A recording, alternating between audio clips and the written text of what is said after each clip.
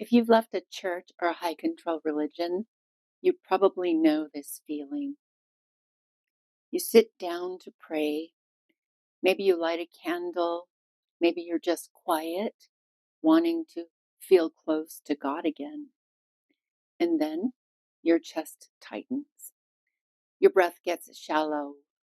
Your mind starts racing. Or you go completely numb and you think, why can't I just do this? What's wrong with me? I want to feel God, but my body won't let me. I'm Tamara Ridge, and I work with spiritual seekers and religious trauma survivors. And I want you to know something right now. Nothing is broken. Your body isn't the problem. Your body is protecting you. And in this video, I'm going to show you exactly why and give you two practices that help your nervous system learn it's safe to be present with the divine again. Let me share a very common experience. This is not a client story, but it could be. Let's call her Sarah. Sarah left a high control church 5 years ago. She's done therapy. She's healed a lot. Intellectually, she knows the church was harmful. But here's what happens. Every time she tries to pray, even at home, alone, in a place where she feels safe, something shifts in her body. Her heart starts racing. She feels like she's being watched and judged. Her chest goes tight. Sometimes her whole body just freezes. And then she tells herself, I'm so weak. Why can't I just pray like a normal person? Sarah isn't broken, and neither are you. Here's why her body does that. During her time at that church, her nervous system learned that prayer was a way of being watched, measured, and judged. That worship meant performing perfectly. That spiritual vulnerability meant opening herself while bracing for judgment. Her nervous system learned that these moments, the moments when she's supposed to be present with the divine, were unsafe. So her nervous system built a protection. Every time prayer gets close, her body says, wait, this feels like that place. This feels like those moments. Danger. Shut down. Think of your nervous system like an alarm system designed to keep you safe. When there's real danger, it goes off. That's good. But sometimes an alarm gets trained to react to the wrong triggers. It goes off for the mailman, not the threat. Your nervous system learned the wrong triggers. And the problem is, your body doesn't know you left. Your body doesn't know you've deconstructed those beliefs. Your body doesn't know you're safe now because your body is still running the old program. Prayer equals danger. So when you sit down to connect with the divine, your nervous system activates the old protection and you get panic or numbness or that frozen feeling. That's not spiritual failure. That's your body doing exactly what it learned to do. It's loyal to you. It's just running on outdated information. Let me tell you what spiritual intimacy actually is. It's your personal, direct, unmediated relationship with the divine. It's when you can sense God's presence in everyday moments, not just in formal practices. Be fully honest in prayer. Bring your real thoughts, doubts, anger, and longing.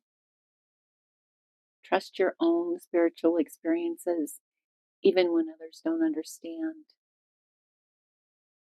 feel like the divine is fundamentally benevolent and accepting all of you. That's spiritual intimacy. But here's the thing, all of that requires your nervous system to feel safe. You can't be vulnerable with the divine if your body believes you're in danger. You can't have unmediated connection if part of you is braced for judgment. You can't experience the divine as benevolent when your nervous system is screaming threat. Religious trauma created a crisis, a nervous system crisis. Your body got overwhelmed, threatened, trapped. And now, years later, your body is still in that crisis state whenever you approach prayer. So the first step isn't forcing yourself to pray. It's not trying harder or having more faith. The first step is helping your nervous system understand we are no longer in that crisis.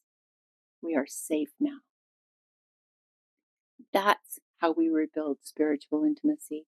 We meet your nervous system in the crisis it's still experiencing and gently teach it something new. There's another sacred intimacy we need to talk about, crisis intimacy. This is when you experience the divine's presence and companionship through the hardest moments instead of pulling away. Religious trauma is a crisis. Leaving your faith is a crisis. And the panic or freeze response you're having now, that's your body saying, I'm still in crisis.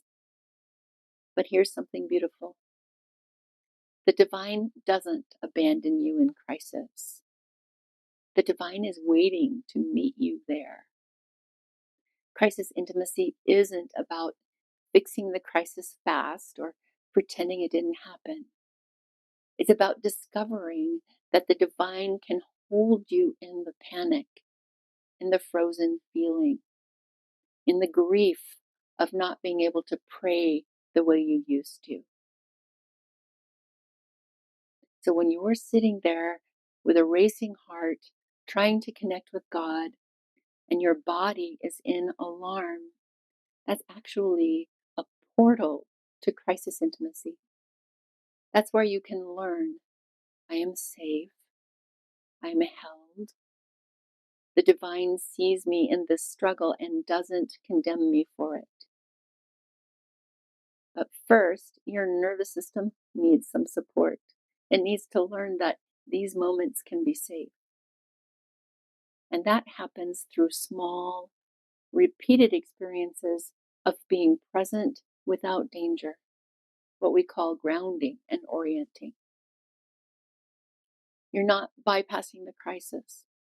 You're meeting the crisis with the divine's presence and your own body's wisdom.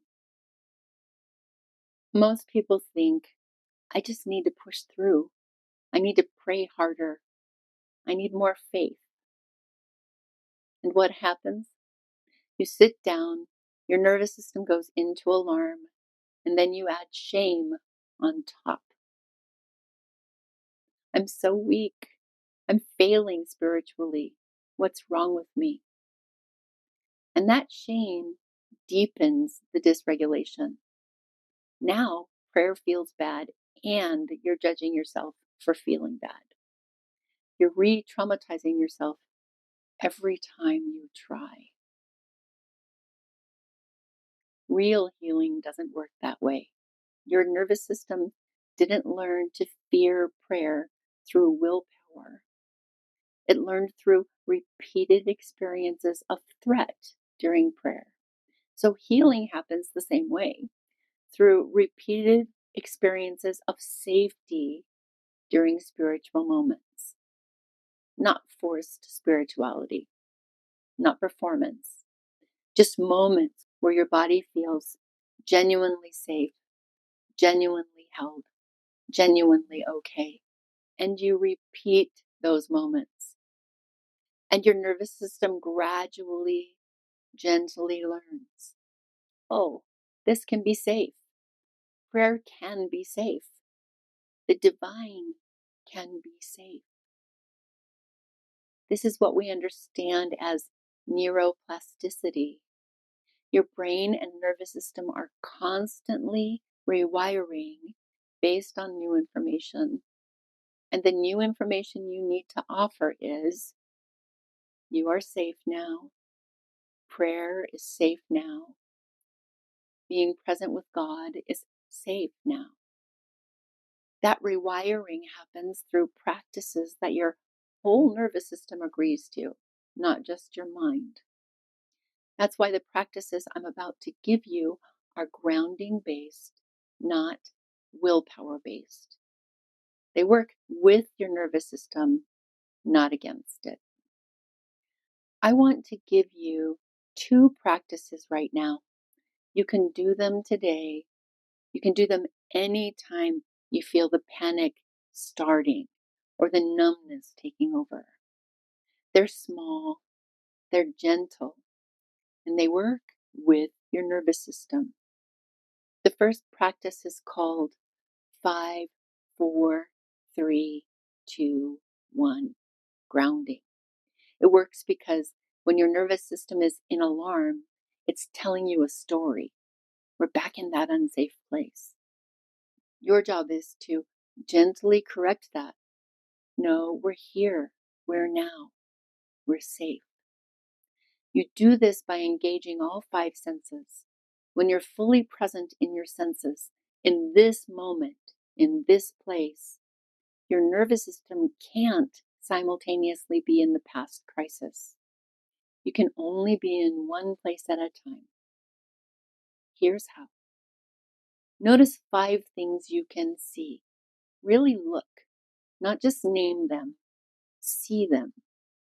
It might be the color of the wall, light coming through the window, the texture of what you're sitting on, a plant or some other object nearby, your own hands.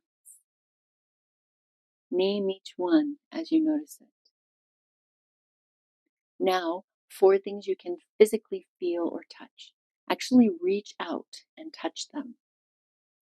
The fabric under your fingers, your feet on the ground, really press into the floor. The temperature of the air against your skin, the chair or couch supporting you. Feel that solidity.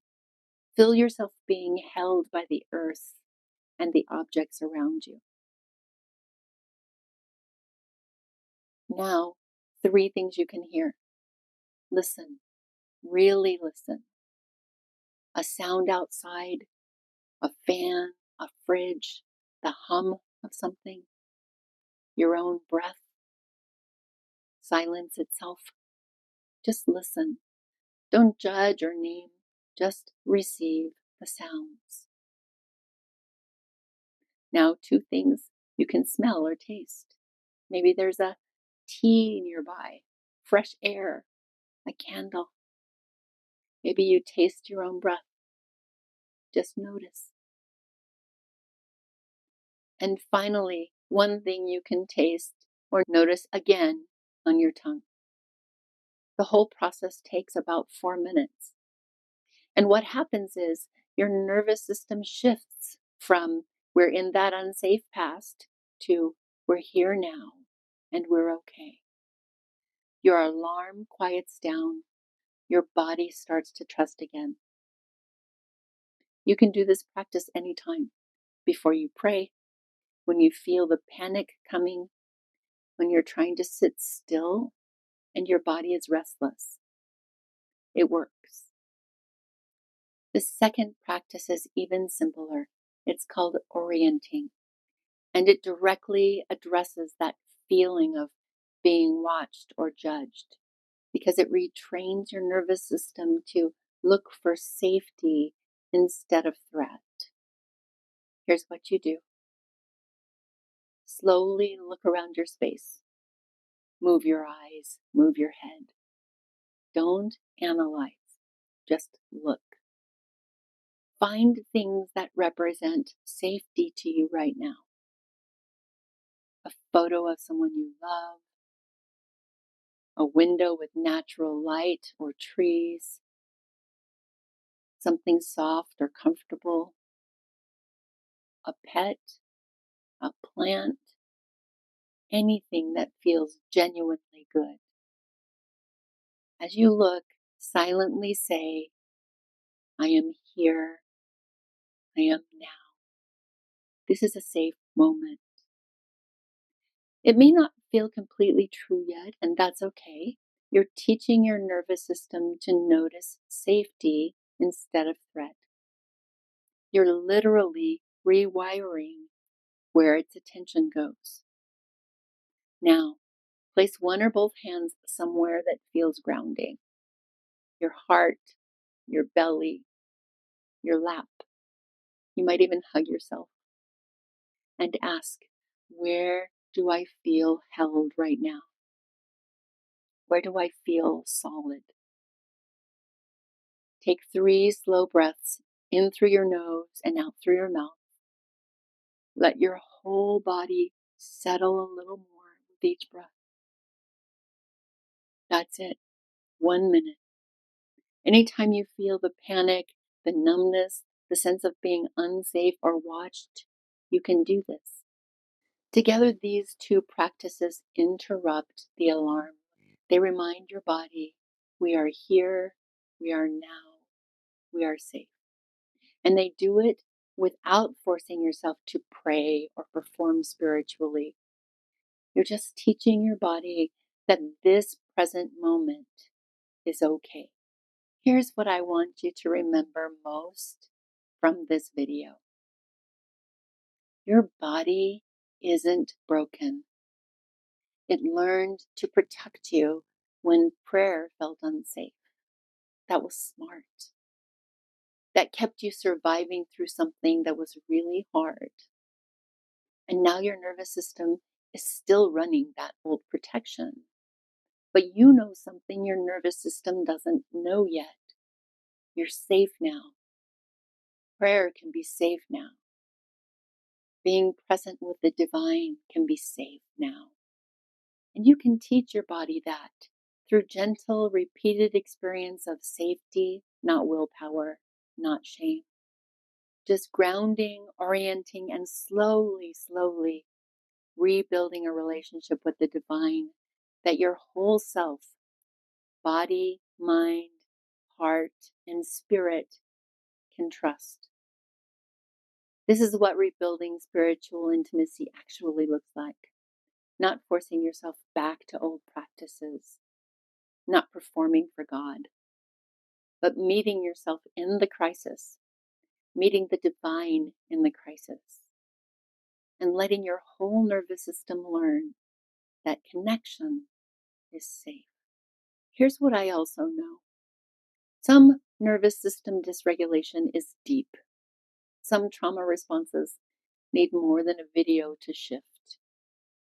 If you've tried these practices and you're still stuck in the panic loop, or if you feel shame every time you try, that's exactly the work I do in one-to-one spiritual counseling. In a session with me, we can look at your specific nervous system response and what it learned. Create a personalized plan for slowly rebuilding safety. Work with your body's wisdom, not against it. Move from my body is broken to my body is healing. If you're recognizing yourself in this, if you've left a faith community, you still miss God, and your body is blocking you from connecting, I'd love to walk with you more personally. The first step to spiritual counseling sessions is a free 15-minute consultation call. It's not a sales call. It's a gentle space to honor your story, share what's happening in your nervous system, ask questions, and see if this way of working feels like a good fit for you. If you're ready to explore how the divine might already be reaching toward you and how your body can learn to feel safe enough to receive that, you can schedule your free consultation using the link in the description below. This is week 2 of our Sacred Intimacy series. Next week, we're exploring communication intimacy, how to hear the voice of the divine again, how to tell the difference between your own intuition, ego chatter, and genuine guidance. Because once your nervous system starts to feel safer, the next layer is learning to listen to what the divine is actually saying to you. Your body is not the enemy. It's not a barrier to God. It's a doorway, one that's been locked for a while, and we're learning to open it gently, with compassion, at your own pace. You're not too broken to belong. You are never too far from God. Thank you for being here. I'll see you next week.